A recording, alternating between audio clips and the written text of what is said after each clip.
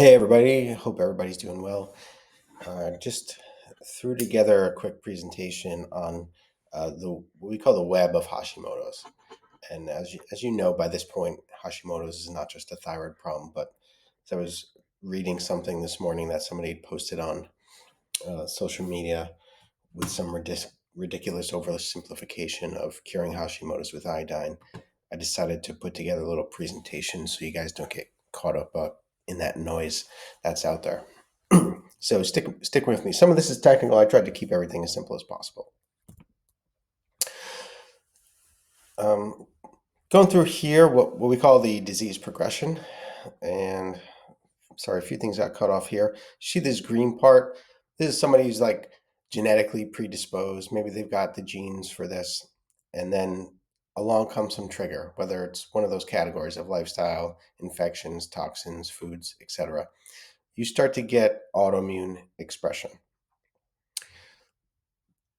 Yet, meaning like antibodies will show up. Like at this point, you might be able to test for high antibodies. Maybe they'll be even below where somebody might diagnose it, but there's still some antibodies there. Then you get into the pre-symptomatic phase. Then you start to get into the symptomatic phase right before you start getting tissue destruction. So this thing, as you everyone knows at this point, oftentimes people have Hashimoto's for at least 10 years before they finally get diagnosed. Right? So you've obviously been told things from Western medicine like TSH or TSH care doesn't work for autoimmune diseases. That's true. Hashimoto's derives whole body dysfunction, and symptoms persist because the immune system is still firing, right? That's all true. The Hashimoto's web, it's very complex, and I tried to make this very simple. So here's what's involved here. Immune, the brain, the gut, blood sugar, liver, hormones, everything here is interconnected.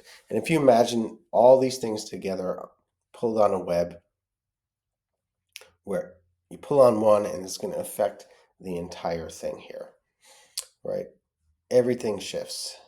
Success depends on pulling the web in the right order, which is why a lot of people ask, oh, can you just do a parasite cleanse and fix this? And the answer to that is no. We'll go over immune thyroid interactions. When the autoimmune attack starts, you get these cytokines. These are chemical messengers that are driven by the immune system. Some of them are inflammatory, and you start getting tissue destruction. This inflammation will suppress thyroid receptors. So that means even if you have adequate thyroid hormone, the receptors where it binds into are not working as well.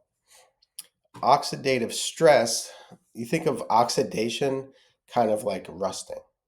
It's like the damage from oxygen fuels these cycles of hypo and hyper that are kind of hallmark for the early phases of the disease.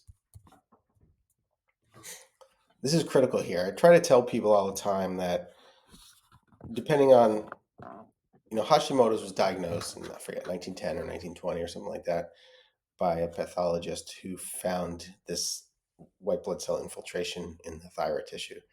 But if it was discovered in the brain, you could have easily called it a brain autoimmunity because the thyroid antibodies will cross-react with the cerebellum. So that's the part of the brain that's like sits in the back here. I don't want to oversimplify it by saying it has to do with balance and motor control because it has to do with a lot, including immune system. In fact, they've done lesions in the cerebellum and found different immune changes through the body. It's critical. But, oftentimes people, I don't know if you ever heard of cerebellar ataxia, meaning when the cerebellum is dysfunctioning for a long period of time, people's gait gets a little wonky. They start having like a wide base gait. They get a little bit unsteady, or you stand with your feet together and you fall to the side. If you could pause this and go ahead and do that now, right? You put your feet together, close your eyes, and if you start swaying a lot, right, then that's a problem. That's usually a cerebellum. Could be other things, but it's usually cerebellum. So after that, or subsequent, or at the same time as that, you get the microglial inflammation. So what is that? Your brain is made of different types of cells. You've got the classic neurons, but then you've also have what's called the glial cells. The glial cells, back in the day, even when I was in school, they thought it was just like scaffolding to hold the brain together. but in essence, it's really more of an immune type of situation. And this creates inflammation in the brain, and you can get brain fog, fatigue, anxiety just from this microglial activation. Okay, and the brain's not going to stabilize until the immune system kind of chills out. Then we've got what's called the gut and microbiome web, or the thyroid gut axis. So leaky gut is always present before our autoimmune disease initiates, right? You're going to get these immune triggers, right? The gut enzymes will drive conversion of T4 to T3. That's why often you'll see when somebody's had Hashimoto's for a while, you'll see their T4 levels may be okay, or they're taking thyroid meds, but their T3 or free T3 is still low because they're not able to convert over.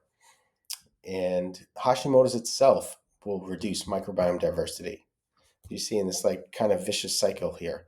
Leaky gut, reduced gut diversity, you get bacterial and yeast overgrowth, slows motility, further activates the immune system, you absorb nutrients poorly, right? And eventually your gallbladder gets involved. It's kind of a vicious cycle here. Then we get into blood sugar, right? Hypoglycemia triggers adrenaline and it screws with your cortisol levels. Insulin resistance, which is the opposite. So hypoglycemia means your blood sugar is too low. Hyper means it's too high, right?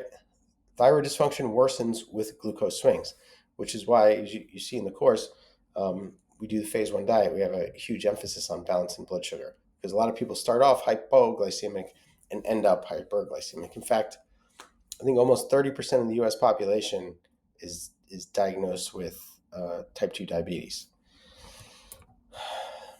Yeah, so here's like the diminished insulin response, the insulin receptor site resistance goes up, meaning even if your glucose levels are kind of normal, the receptors, the binding is not working as well. You get decreased uptake into the cell that perpetuates hyperglycemia, right? That's why you start off hypo and go hyper. Then that drives what's called IL-17. That's a cytokine in the immune system, which is very inflammatory, which we get into in the inflammation section of our course here. What's called the RAGE inflammation reaction. That just stands for receptors for advanced glycated end products. That's basically like damage that happens from glucose, right? And it's a vicious cycle, and you can't just like eat less carbs and it's going to get better. Right? It's kind of a complex thing to untangle. It's a web unto itself, right? So kind of a vicious cycle here again with blood sugar. Okay, liver detox web. Kind of talked about this. Liver performs most T4 to T3 conversion. Kupffer cells activate increased reactivity. Kupffer cells are basically immune cells that are in the liver. Then you lead to sluggish bile and detox issues, right? So then you're sensitive to chemicals before, now you're very sensitive to chemicals. Now it's like, I used to be able to wear perfume, now I get a headache if I get perfume, right? And it's kind of not great for people to put chemicals or like right on their thyroid too. Gets right in there. Female hormone web, right? We got estrogen and progesterone. Estrogen alters thyroid hormone availability. Right, the cycles affect immune tolerance, and a more extreme case like PCOS, polycystic ovarian syndrome, and Hashimoto's share a lot of metabolic pathways. And in fact, Hashimoto's is, I think it's currently still number 2 reason of infertility in women, PCOS being number 1. Right, so here's this is from Dr. Karazian, the web of Hashimoto's and endocrine. There's a few typos in here. Impaired liver detox. A lot of the early on hormone issues are actually due to binding of hormones. Like toxins can bind to hormone receptors, so your hormones can't bind because they're full. It's like somebody parking in your parking spot. It's like, yeah, you have a spot, but you can't park there, right? So this screws up the whole regulation of hormone binding proteins, and peripheral disruption means like exactly like the binding. So like even if your progesterone's okay, it's not kind of working as well as it should. So pulling on the web versus trying to break through. Kind of like the internet's full of these so-called experts who claim Hashimoto is curable with like methylated B vitamins, iodine, etc. Where we know, yeah, a lot of Hashimoto's patients have B vitamin issues and they need B vitamins, but for sure that's not going to cure any aspect of Hashimoto's. Is it helpful? For sure. Do you need it? Yes. You need it for detox. You need it for transferring carbon groups to make hormones, etc. However, nothing's going to fix that.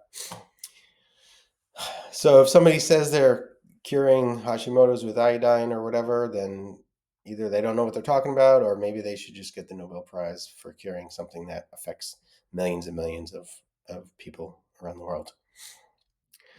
So in our Hashimoto section of our school group, that's why I've put together this thing in a very thought out, systematic fashion so that we don't miss any steps, and it's done in a safe way. To pull on the web, going through this process done in a safe manner, rather than jumping around to random treatments that you found online. So hope this was helpful to you. And if you're in our free section of the school group, it's time to upgrade and get in there and start working on this for real.